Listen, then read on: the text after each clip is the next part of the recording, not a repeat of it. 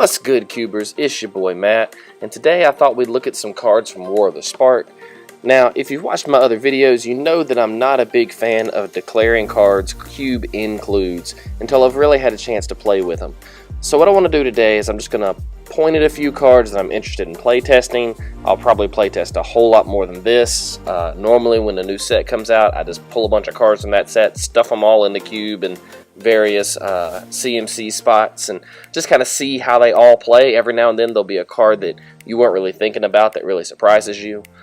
So today I'm just going to point and talk about a few cards that the internet is buzzing about, that other players are buzzing about, and just kind of give you my first impressions on them. But however I feel about these cards, don't let me discourage you from trying a card out in your cube that maybe I'm not interested in, but you really want to give a whirl. Every cube is a little different, every play group is a little different, and just because I don't particularly like a card, I'm still going to playtest all of these whether I like them or not, just because that surprise factor is there. You never know how they'll all perform unless you try them out. So don't let my impressions stop you from trying out any of these cards. Alright, let's get started. So War of the Spark is a Planeswalker heavy set, but I'm actually not that interested in a lot of Planeswalkers because their power levels have been dialed back. But I do want to talk about Gideon Blackblade. 1 double white, he is always, on your turn, a 4/4 human soldier with indestructible that's still a Planeswalker. Prevent all damage that would be dealt to Gideon Blackblade during your turn. So, Gideon Blackblade's static ability is actually the 0 ability on Gideon of the Trials, which is nice. He's always turned on your turn. His +1 is up to one other target creature you control gains your choice of Vigilance, Lifelink, or Indestructible until end of turn, which is another solid ability. And his -6 is exile target non-land permanent. Now, the drawback to his self-protection is that you can't actually do it the turn he comes down. You're going to have to tick him up a couple of times, and he's not great without another creature on the field to target for his +1 effect. So that's worth considering too. He's probably competing against Gideon of the Trials to get into your cube.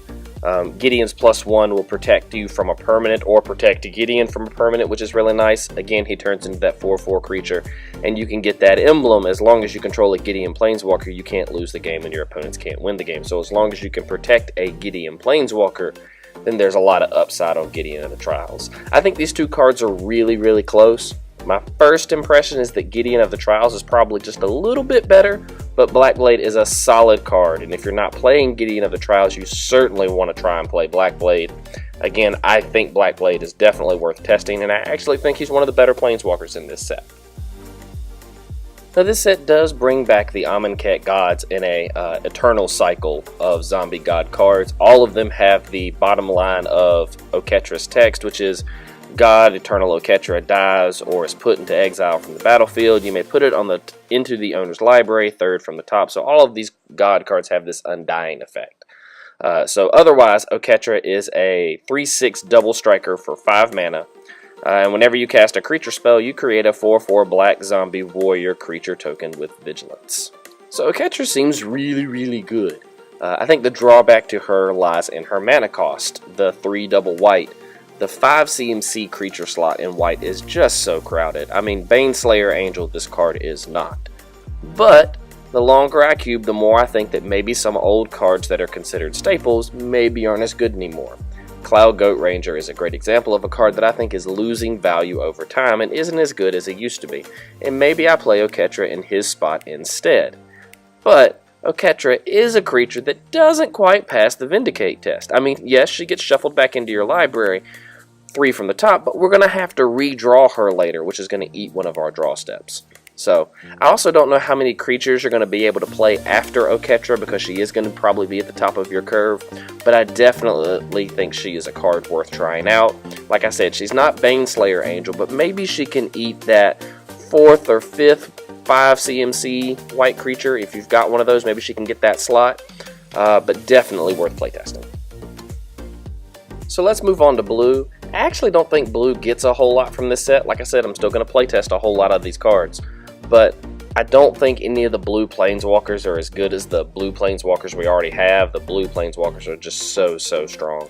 But I do want to take a minute and look at God Eternal Kefnet. For 2 and double blue, you get a 4/5 flying, which is just a great rate. You may reveal the first card you draw each turn as you draw it. Whenever you reveal an instant or sorcery card this way, copy that card and you may cast the copy. The copy costs 2 less to cast. And then he has the Undying line. When he dies, you may exile him from the battlefield and put him into his owner's library, 3rd from the top. Kefnet seems really good, and blue is the color that has the power to manipulate the top of its deck in Cube. You've got Brainstorm, Ponder, Preordain, all those things let you manipulate the top cards and put that instant up at the top so that you can control it. And even if you don't hit those cards, maybe you find Sensei's Divining Top in your cube, which again just makes God Eternal Kefnet even better. I actually think the blue 4-drop slot is not that crowded. A lot of people play Phyrexian Metamorph, but I would argue that that's not actually a blue card. Glen Elendra is very good, but there is nothing in the blue 4-drop slot anything like Kefnet. Kefnet seems really, really good, and he's a card that I could see staying in the cube even after I'm done playtesting all the different cards in the set. So, give Kefnet a try. I think you'll be pleasantly surprised. As we move to black, the internet is abuzz with talk of Liliana the Dreadhorde General. For 4 and double black, whenever a creature you control dies, you draw a card. You +1 to create a 2/2 black zombie creature token. That's nothing new for a Liliana card. -4, each player sacrifices 2 creatures. That feels really strong in cube. And then -9, each player chooses a permanent type they control of each permanent type and sacrifices the rest. So, Liliana Dreadhorde General, both her plus and her minus effects are really, really strong. You're probably not even going to mind if you minus her the moment you play her, because it's going to empty the board and provide Liliana protection. After that, you'll be able to just plus her and make zombie tokens, and whenever they block and die, you'll draw cards. So that synergy all feels really, really good, and I'm definitely going to playtest this card. But 6 mana for this Planeswalker feels like a lot, especially in Cube, where there are so many great just Liliana Planeswalkers floating around. Liliana of the Veil is by far the best. Liliana Last Hope is really, really strong as well, and I've had a lot of success playing Liliana Death's Majesty, who also makes zombie tokens and then return creature cards from your graveyard to the battlefield for just -3, so really great in Reanimator styles as well. So I don't know that this Liliana gets a spot in the cube to stay. I think the 6 mana is just a high barrier for cube play. But, like I said, I'm still going to play tester. You never know. I'm probably going to pull out Death Majesty and put her in that slot, just because it's a little closer on curve. I don't have high hopes for this card, but we'll see.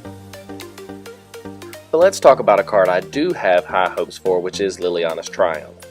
For 1 and a black, each opponent sacrifices a creature. If you control a Liliana Planeswalker, each opponent also discards a card. So if you're still playing Diabolic Edict in your cube, Liliana's Triumph is just a flat upgrade, because you're almost assuredly playing at least 1 Liliana Planeswalker, which makes this card better than Diabolic Edict. If you're playing Chainer's Edict, I think you need to consider how often you and your playgroup use its flashback cost. If it's not getting flashed back very much at all, then I think maybe Liliana's Triumph is the way to go. The odds are that a powered cube especially is running at least 2, maybe 3 Liliana Planeswalkers. So you might definitely consider it there. If you're in a Pauper or Peasant cube, obviously you want the Chainer's Edict. Not if you're in a Pauper cube, but if you're in a Peasant cube, you obviously want the Chainer's Edict instead, because the odds are there aren't very many Planeswalkers and none of them are going to be Lilianas, so you'll play the Edict instead. But if you're in a regular cube and you're playing Chainer's Edict or Diabolic Edict, then you need to playtest Liliana's Triumph. I think this card is going to be an upgrade, and I think it's going to get to stick around after you're done playtesting in Cube. The last black card I want to talk about is, of course, our God Eternal, and this time it is God Eternal Bantu. For 3 and double black, you get a zombie god with Menace. It's 5/6, and whenever God Eternal Bantu enters the battlefield, sacrifice any number of other permanents. That part's important. Then draw that many cards. Like all the other gods, when God Eternal Bantu dies or is put into exile from the battlefield, you may put it on top of its owner's library, 3rd from the top. Now, I've said this before, I think the 5-drop slot in black is kind of weak. I don't think this guy's necessarily Doom Whisperer, but I definitely think he's worth playtesting. What I think you need to consider is how many permanents you need to sacrifice in order to really get value off God Eternal. And again, you get to sacrifice permanents. So if you've got a small creature that's just taking up space, or maybe you've got some extra lands that you don't need, you can sack those off and draw some cards to kind of refill your hand. I think you probably need to sack 2 permanents to get upside when he comes into the battlefield. 3 or 4 is probably just gravy at that if you're able to sacrifice that many. And the sacrifice is optional. You don't actually have to sacrifice any permanents, which means that when you recast Bantu for the second time, if he gets killed, you can choose not to sacrifice and just get the body back without giving up any more of your permanents. I don't think this guy's going to take Streak Maw's spot. I'm probably going to playtest him in Grey Merchant of Asphodel's spot and see how he plays there. But I think he's really interesting, especially if you've got some kind of Aristocrats build going where you can sack more creatures to draw more cards, to play more creatures, and so on. I'm excited to see what Bantu can do, and I encourage you to give him a test in your cube. Since we're talking about gods, let's go ahead and talk about Ilharg the Raise Boar. 3 and double red for a legendary board god. It's a 6/6 trampler, and whenever a Raise Boar attacks, you may put a creature card from your hand onto the battlefield, tapped and attacking with him. Return that creature to your hand at the beginning of your next end step. So that feels really, really good. The idea that, you know, in Magical Christmas Land, you swing in with him, and then you drop some giant Eldrazi on the board, tapped and attacking with him, and your opponent just picks up their cards and walk away.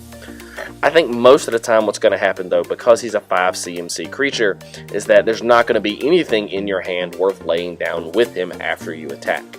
The other drawback to the Raise Boar is that the 5 mana creature slot in red is super crowded. Glorybringer, Thundermaw, Hellkite, Siege Gauge Commander, and I probably didn't mention 5 cards. So I don't know that the Raise Boar is going to get to stick around, but I am still going to playtest with him just to see what he can do. There's also the possibility that you attack with him and you drop a creature with a cool ETB like Ravenous Chupacabra or Necrotal onto the field with him and get to blow up some of your opponent's stuff that way. But again, I think that's like the best case scenario, and that most of the time your hand's going to be empty. Still, I'm going to playtest him. You should too. All the gods are worth playtesting just to see how they feel in draft and just to give your drafters something new to try out. One of the red creatures I'm more excited to try out is actually the Dreadhorde Arcanist. For 1 and a red, you get a zombie wizard with Trample, who's a 1/3.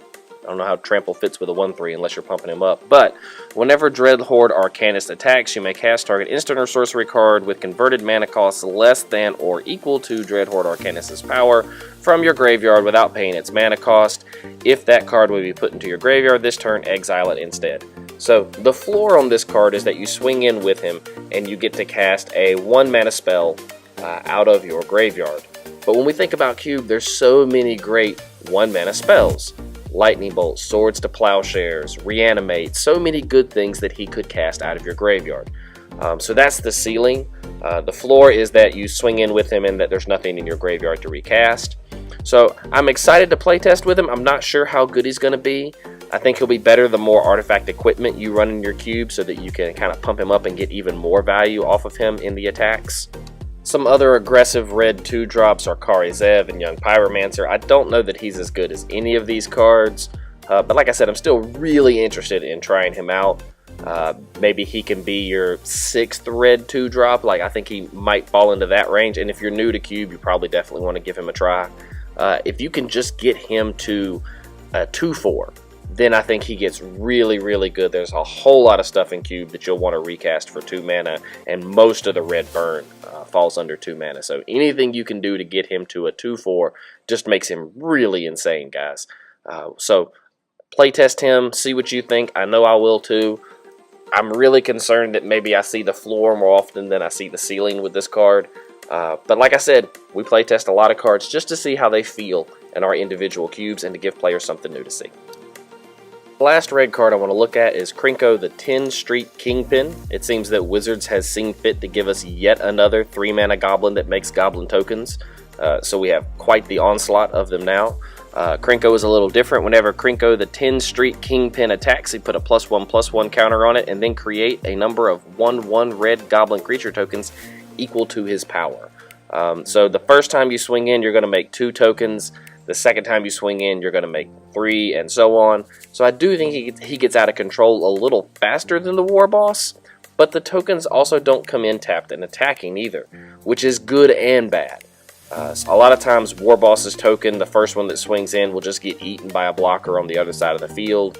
Krinko's guys hang back, but at the same time, if the field is empty, War Boss is a lot better because his token will score that extra damage and mentor immediately. So I'm not sure how I feel about Krinko and yet another token generator. I haven't even mentioned Handmark Garrison, which basically does the same thing. We have so many of these in Cube. If you're not playing any of them, I encourage you to play them. I still think Rabblemaster is by far the better one. But again, if you're looking for another one or you don't have a Rabblemaster and you're just starting out, I think Krinko is a really solid include if you're new to Cube, if you don't have those pieces, or if you're trying to start a Cube with this set. For more established cubes, I think you're going to play test him, and you're probably going to find that he doesn't make the cut in the end unless your cube is really big. But still, he's a really interesting guy, really good effect, and we'll see how he does. Let's look at a card that I think is going to knock out an old school cube staple. Let's look at Finale of Devastation. For X and double green, search your library and or graveyard for a creature card with converted mana cost X or less and put it onto the battlefield. If you search your library this way, shuffle it.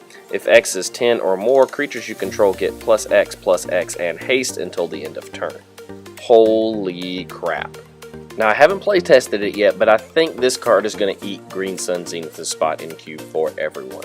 So Zenith is really good. It costs 1 green less, but you have to go find a creature, and it's got to be green, and it's got to be in your library. And it doesn't have that final upside that Finale has, where if you get it up over 10, then all your creatures get the Craterhoof Behemoth effect, where they get swole and gain haste, although they don't have trample, but still. Finale will let you get any creature though. Any creature. You can be in multiple colors and just go find your best creature in your deck and dump it onto the battlefield. And if it's already died, you can just pull it out of your graveyard. That's insane.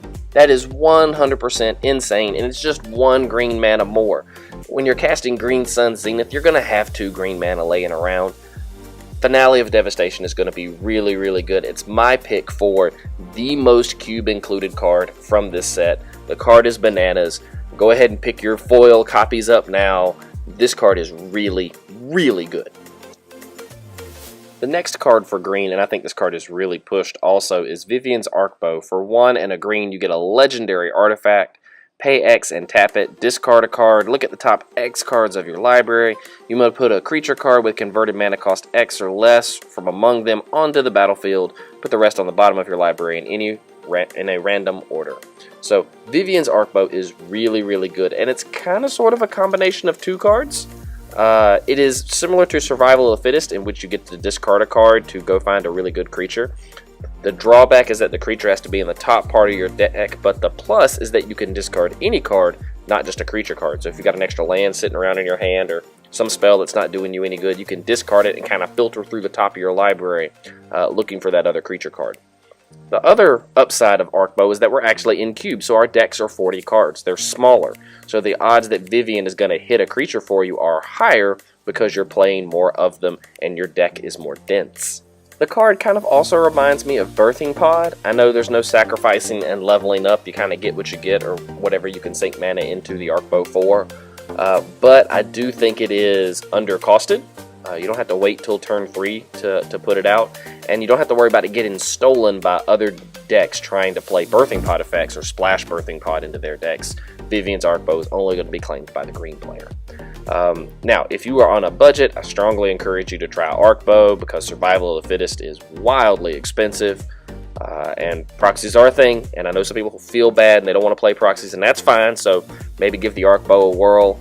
I think that card is going to be really, really good, especially in larger cubes. I think this is a card that could hang around after you're done playtesting. This is a card that could make the cut and stay in your cube. Another card that I don't really have high hopes for, but a lot of people are talking about, is the Awakening of Bitsu Gauzy. For 3 and double green, it's an instant 9+1/+1 counters on target land you control. It becomes a legendary 0/0 elemental creature with haste named Bitsu Gauzy. It's still a land. So a lot of people are really excited about this card. I'm actually not. I'm still going to playtest it. But it doesn't trample, which feels really, really bad to me. You know, like, okay, you've got a great 9/9 beater. I'm going to block it with my Landwar Elf. Good luck next turn. and the fact that it doesn't actually untap the land. So you're not going to play it on turn 5, you're actually going to play it on turn 6 so that you can put the counters on a land and swing in immediately. Otherwise the haste is irrelevant, right? If you play this on turn 5 and turn a land into a giant creature, odds are that land is tapped, so the haste doesn't actually matter. I would much rather play the Gear Hulk, who for the same mana cost has trample and can put the counters on himself or spread them out if you want to.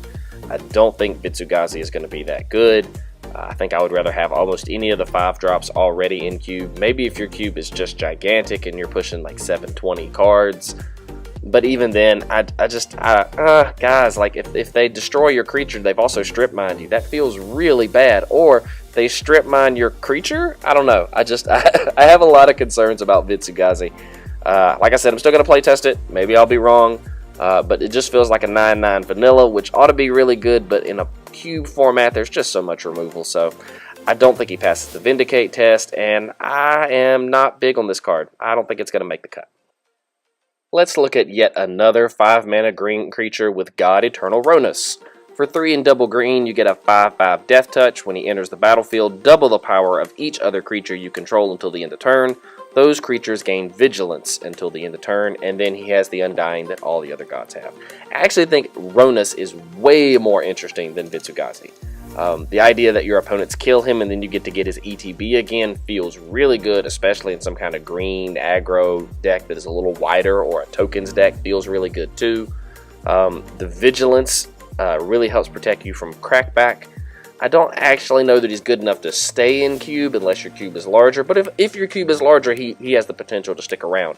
I probably still want the Gear Hulk over him in the long run, but he's way better than Bitsu Gauzy. If you're thinking about playtesting only one of these 2 cards, Ronis over Bitsu Gauzy all day. So time to look at some multicolored cards. I don't think there's actually that many that are really worth considering, but I'm going to playtest them. Like I said, I'm going to playtest them.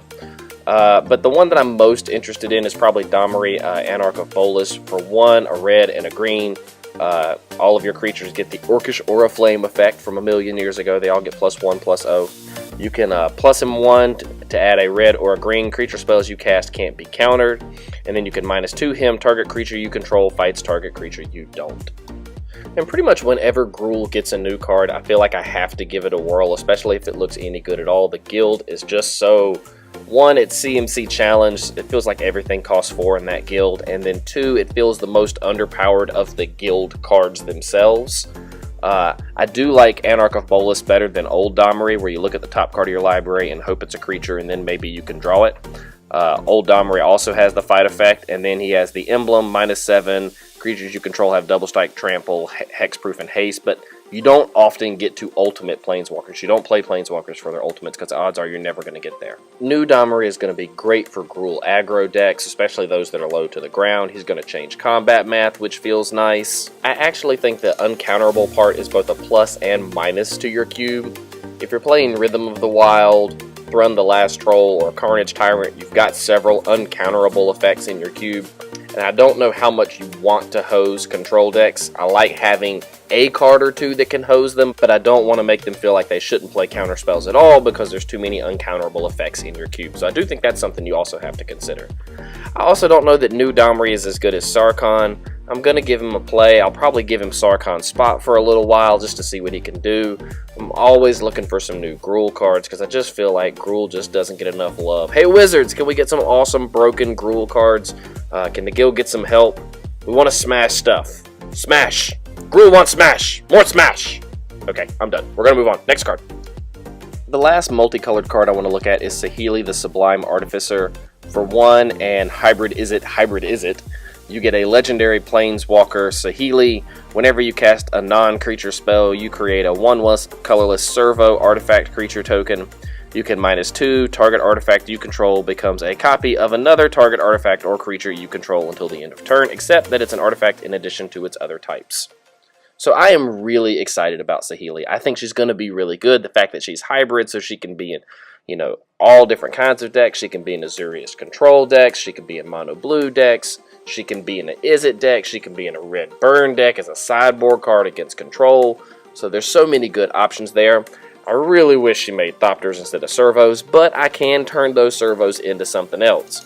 So there's both up and downside there. If you're playing a Peasant Cube, I think this is your #1 card from the set. I think you have to play this card if you're in a Peasant Cube. If you're in a more powerful Eternal Cube, this is where I think Saheeli suffers from Planeswalker fatigue. There's really no doubt in my mind that Dack Fayden is the best Izzet Planeswalker, and probably one of the best Planeswalkers you can play in Cube, period. So I don't think Saheeli gets to take Dack's spot. And so how many Planeswalkers do you want to run, and how many Izzet Planeswalkers do you want to run? I'm going to give Saheeli a try. She's definitely going to see some play. I don't know what to do with her. She's this weird uncommon Planeswalker where she's not going to get to do a lot. She's almost going to be like an enchantment.